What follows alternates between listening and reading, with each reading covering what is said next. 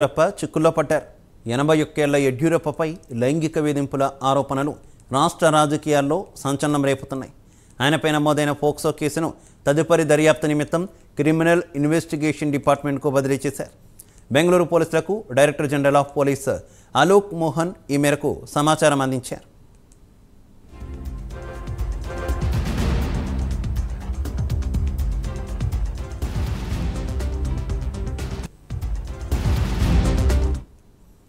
తనపై వచ్చిన ఆరోపణలను యడ్యూరప్ప ఖండించారు.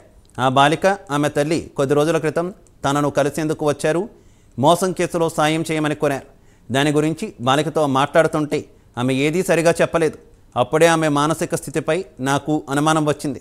అయినా సరే పోలీసులను పిలిపించి వారికి అవసరమైన సాయం చేయమని చెప్పా.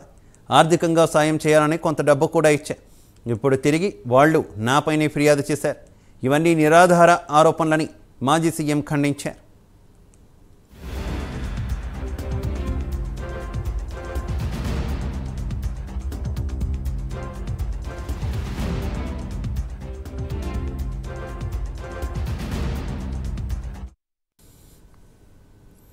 ఎన్నికలకు ముందు ఈ కేసు నమోదవడంపై ఆయన అనుమానం వ్యక్తం చేశారు. ఫిర్యాదుదారు గతంలోనూ పలువురిపై ఇలాంటి ఆరోపణలు చేశారని ఆయన కార్యాలయం వెల్లడించింది.